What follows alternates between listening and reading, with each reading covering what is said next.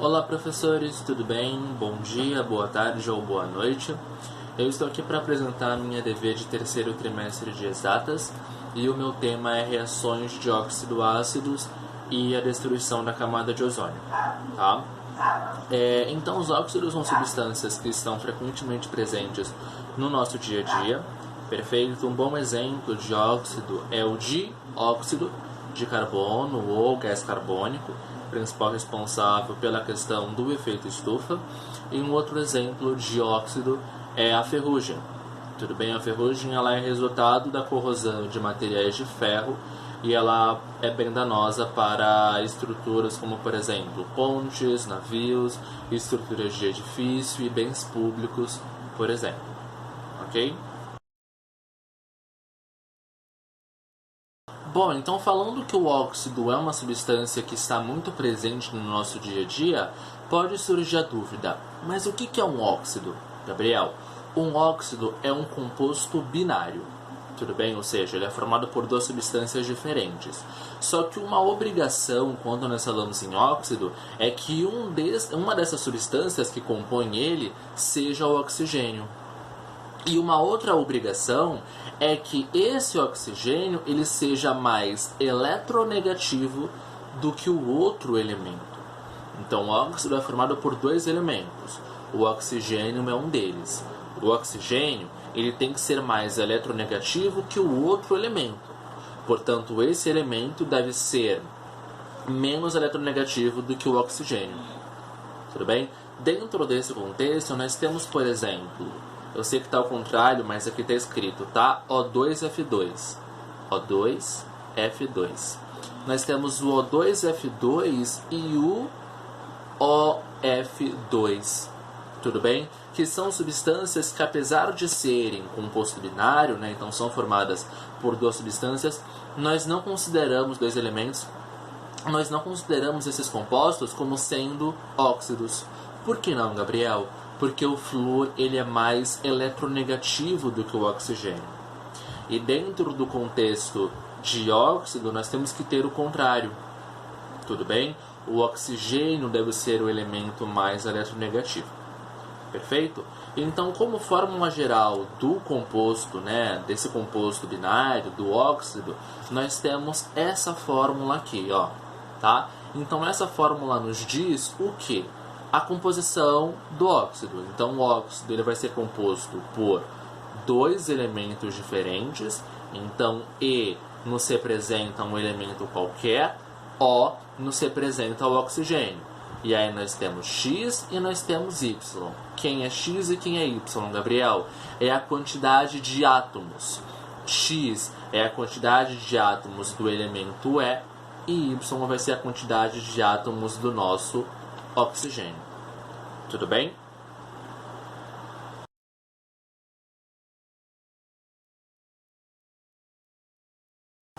Bom, gente, então uma das classificações que nós podemos ter dentro do contexto de óxido é classificar os óxidos como sendo óxidos moleculares e como sendo óxidos iônicos. Tudo bem? Gabriel, o que são óxidos moleculares? Óxidos moleculares, gente, é quando os óxidos eles se unem com um ametal, quando eles fazem ligação com um ametal. Tudo bem? A maior parte dos óxidos moleculares são gasosos e comuns exemplos mais conhecidos que nós temos de óxidos moleculares, nós temos o dióxido de carbono, ou gás carbônico, né? E só por meio da nomenclatura desse dióxido de carbono, nós já podemos entender como funciona a nomenclatura dos óxidos moleculares, tá? Então, analisando a nomenclatura do dióxido de carbono, nós temos óxido, a palavra óxido, e antes da palavra óxido, nós temos dióxido. O prefixo di vai ter referência com 2. Então, nós temos 2 átomos de oxigênio. Tudo bem? Dióxido de quê? Dióxido de carbono. Então, carbono é o meu outro elemento desse composto. Como não tem nenhum prefixo à frente de carbono, então só tenho um carbono. Então, qual que é a fórmula molecular do dióxido de carbono? Eu tenho 2 oxigênios e um carbono, CO2, tá? Então essa é a regra da nomenclatura dos óxidos moleculares. Tudo bem? Eu vou ter a palavra óxido e antes da palavra óxido um prefixo, perfeito? Que vai indicar a quantidade de átomos de oxigênio que eu tenho dentro daquela fórmula molecular. Depois de óxido tem a preposição de. Dióxido, por exemplo, né? Dióxido de, e aí eu falo outro elemento. No caso do gás carbônico, dióxido de carbono. Tudo bem? Antes da palavra que representa esse segundo elemento, eu posso ter um prefixo, que vai indicar a quantidade de átomos que eu tenho desse segundo elemento. Tudo bem? Então, outros exemplos de óxidos moleculares são monóxido de nitrogênio. Tudo bem? Então, eu tenho a palavra óxido, monóxido de nitrogênio. Eu tenho a palavra óxido e antes da palavra óxido eu tenho mono. Mono tem a ver com um. Então, eu tenho um átomo de oxigênio. Monóxido de quê? Monóxido de nitrogênio. Nitrogênio é o elemento. Di é o prefixo que vem antes. Tudo bem? Então, eu tenho 2 átomos de nitrogênio. Então, qual que é o nome do óxido? Monóxido de nitrogênio. Então, eu tenho N2O. Um átomo de oxigênio e 2 átomos de nitrogênio. Um outro exemplo, trióxido de dinitrogênio. Tudo bem? Então vamos analisar o nome. Trióxido. Tri é o prefixo. Tri indica 3. Então eu tenho 3 átomos de oxigênio. Perfeito? Trióxido de quê? De dinitrogênio. Então, nitrogênio é o meu outro elemento. À frente da palavra nitrogênio tem um prefixo di, então eu tenho 2 nitrogênios. Então, qual que é a fórmula molecular? N2O3. Tudo bem? Mais um exemplo para finalizar. Pentóxido de difósforo. Tudo bem? Então, eu tenho a palavra óxido. À frente de óxido vem o quê? Pente. O prefixo pente. Pente tem a ver com o quê? 5. Então eu tenho 5 átomos de oxigênio. Perfeito? Pentóxido de quê? De difósforo. Fósforo é o meu outro elemento. À frente da palavra fósforo tem o quê? Di. Di representa o quê? 2. Então eu tenho 5 átomos de oxigênio e 2 átomos de fósforo. Qual que é a fórmula? P2O5. Tudo bem? Lembrando sempre que o oxigênio ele vai ser o nosso ânion. Perfeito? Então, na construção da fórmula molecular, o oxigênio ele vem lá atrás, ele vem no final. Perfeito? E o outro elemento ele vem à frente. Já na construção da nomenclatura, o óxido vem na frente e o outro elemento vem atrás. Exemplos: monóxido de dinitrogênio, trióxido de dinitrogênio e pentóxido de difósforo. Ok? Bom, então como eu expliquei há pouco para vocês, dentro do estudo dos óxidos, nós temos uma classificação que nos diz que nós temos óxidos moleculares e que nós temos óxidos iônicos. Tudo bem? Quando nós falamos em óxidos moleculares, nós falamos que na verdade é quando o oxigênio ele se liga com um ametal. Perfeito? Agora, quando nós temos o que nós chamamos de óxidos iônicos, é quando o oxigênio se liga com um metal. Tudo bem? Em geral, esse metal vai ter carga mais 1, mais 2 ou mais 3. Perfeito? Lembrando sempre que o oxigênio ele vai ter carga menos 2, tá? Então nós não podemos esquecer que o oxigênio tem carga menos 2, já que na verdade ele faz parte da família 6, né? Ou seja, ele precisa de 2 elétrons para chegar a 8 elétrons na camada de valência. Tudo bem? Então nós vamos colocar aqui O a menos 2. Tá? Esse menos 2 aqui indica que o oxigênio precisa de 2 elétrons para chegar a 8 elétrons na camada de valência. Perfeito? Então, os óxidos iônicos são, né, quando o oxigênio se liga com um metal, tudo bem? Levando em conta que o oxigênio vai ter carga menos 2, e sabendo, né, a carga no metal, nós conseguimos descobrir a fórmula. Opa, calma. Nós conseguimos descobrir a fórmula molecular desse óxido, assim como o nome do óxido. Perfeito? Mas vamos com calma. Quando nós falamos no nome de um óxido iônico, nós vamos seguir essa regrinha aqui. Tudo bem? Então vai ser óxido de e o nome do nosso outro elemento que não o oxigênio. Tá? Então, exemplos. Óxido de sódio. O sódio é um metal dentro do estudo desse óxido. Óxido de bário. O bário é o nosso metal aqui. Tudo bem? Então vai ser sempre óxido de alguma coisa. Tudo bem? Mas, Gabriel, como é que eu faço para descobrir a fórmula molecular de um óxido iônico? Tá? Vamos lembrar sempre, gente, que o oxigênio, certo? Ele vai funcionar como sendo o nosso ânion. Então aqui o oxigênio sempre vai ser o nosso ânion. E o oxigênio sempre vai ter carga menos 2, já que ele precisa de 2 elétrons, ganhar 2 elétrons para chegar a 8 elétrons na camada de valência. Perfeito? E o nosso cátion vai ser o nosso metal. Então, no caso do óxido de sódio, por exemplo, que é o nosso primeiro exemplo, né, na verdade, aqui, o sódio ele é o nosso cátion, tá? Se nós olharmos na nossa tabela periódica, nós vamos ver que o sódio ele pertence à família 1. Ou seja, para ele chegar a 8 elétrons na camada de valência, ele precisa perder um elétron. Então, como nós representamos isso, né? Na+. Se ele perde um elétron, certo? Ele chega a 8 elétrons na camada de valência.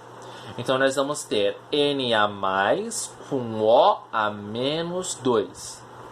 Tudo bem?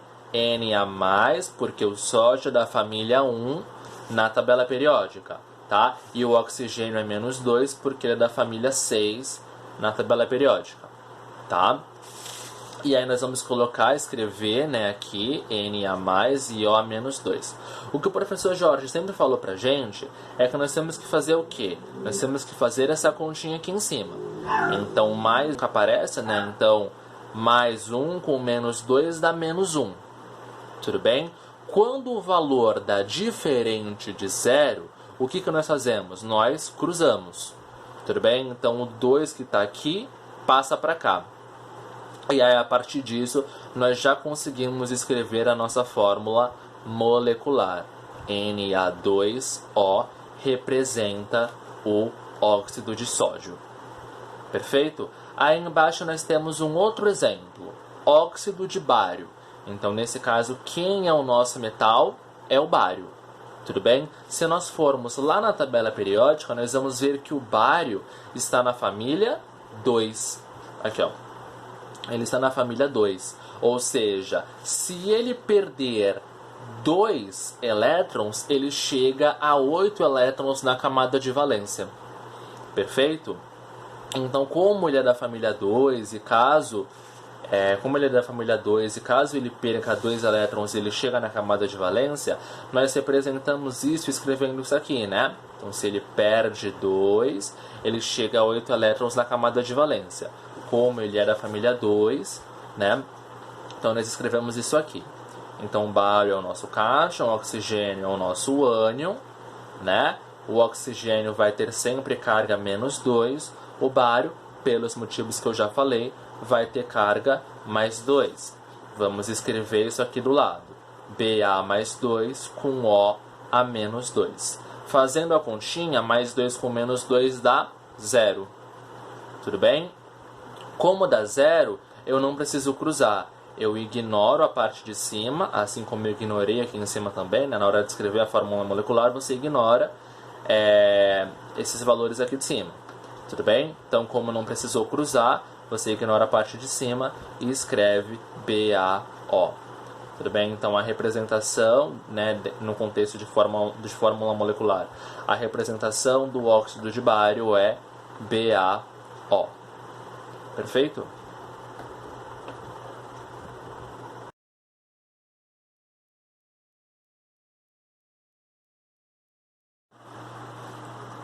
Bom, então como nós já conversamos a respeito, nós temos uma classificação dentro do estudo dos óxidos, tá? Que diz que nós temos óxidos moleculares e óxidos iônicos. Só que nós também temos uma outra classificação dentro dos nossos estudos que vai nos dizer que nós temos óxidos ácidos, básicos e neutros. Como o título do vídeo indica, o meu foco aqui são os óxidos ácidos. Então é sobre eles que eu vou conversar com vocês a respeito. Ok? Quando nós falamos em óxidos ácidos, nós falamos em óxidos que têm um caráter covalente, ok? E óxidos formados geralmente por ametais, ok? Como exemplos, nós temos o CO2, que é o dióxido de carbono. Nós temos o SO2, que é o dióxido de enxofre. Nós temos o N2O5, que é o pentóxido de dinitrogênio. Tudo bem? E esses óxidos ácidos, eles podem reagir com a água ou com uma base. Quando esses óxidos reagem com a água, eles formam um ácido. Por isso que o nome deles é de óxidos ácidos, porque quando eles reagem com a água, eles formam ácido. Agora, quando eles reagem com uma base, eles formam sal e água. Então, por exemplo, se o dióxido de enxofre reagir com a água, ele forma um ácido. Que ácido é esse, Gabriel? O ácido sulfuroso. Tudo bem? Perdão. Agora, quando esse óxido ácido reage com uma base, então, por exemplo, se o dióxido de enxofre reagir com a soda cáustica, né, que é uma base, teremos a formação de um sal e água. Tudo bem? Qual sal é formado pela reação da soda cáustica com o dióxido de enxofre? É o sulfito de sódio. Né? O sulfito de sódio é o sal formado ali na reação da soda cáustica com o dióxido de enxofre. Ok?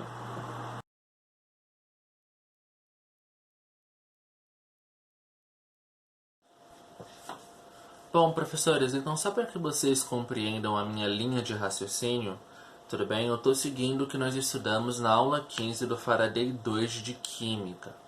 Tá? Então, essa aula fala sobre as reações de óxidos ácidos, então fala um pouco sobre óxidos e depois fala sobre poluição, né? Sobre meio ambiente, mais especificamente sobre aquecimento global, chuva ácida e destruição da camada de ozônio. Tudo bem? Nós já comentamos, nós já conversamos a respeito dos óxidos e agora nós vamos falar sobre a destruição da camada de ozônio. Perfeito? O ozônio, ele é formado na estratosfera, que é uma das camadas da nossa atmosfera, tudo bem? Ele é formado como resultado, digamos assim, da ação dos raios solares sobre o gás oxigênio, ok? E o gás ozônio tem uma importância muito grande porque ele filtra os raios ultravioletas provenientes do Sol. Né? Então, sem esse gás, sem o gás ozônio, nós não teríamos a vida na Terra como nós conhecemos hoje em dia. Ok? É interessante falar um ponto importante, curioso, que ali no final dos anos 80, início dos anos 90, nós tivemos um grande uso do clorofluorcarbono, né? E as pesquisas científicas da época apontaram que essa substância, esse produto, ele era muito prejudicial para a camada de ozônio, certo? Mediante isso, em 87, vários países começaram a assinar o Protocolo de Montreal, que propunha um gradativo desuso do clorofluorcarbono até o ponto em que não se usasse mais o clorofluorcarbono, e de fato essa meta foi alcançada, né? Só que surgiram, né, na verdade, começaram a serem usados uns substitutos, né, para o clorofluorcarbono. Então nós tínhamos, por exemplo, o HCFC, né, que era o hidroclorofluorcarbono. Tudo bem? Nós tivemos também o PFC, perfluorcarbono. Tivemos o HFC, hidrofluorcarbono. Tudo bem? Então, substitutos que passaram a substituir o uso do clorofluorcarbono. Só que esses gases substitutos, vamos colocar assim, eles são prejudiciais para... eles não impactam de forma tão significativa na camada de ozônio, mas eles impactam de forma significativa na questão do efeito estufa, certo? Então, mediante isso, a Convenção das Nações Unidas sobre Mudanças Climáticas e o Protocolo de Montreal elaboraram um documento que diz que é possível que nós consigamos diminuir o uso desses gases substitutos em 97,5% até 2030. Tudo bem? Mas nós entendemos que para isso é necessário que se invista em tecnologias e que se invista em gases substitutos que não corroborem para o aquecimento global, para a questão do aquecimento global.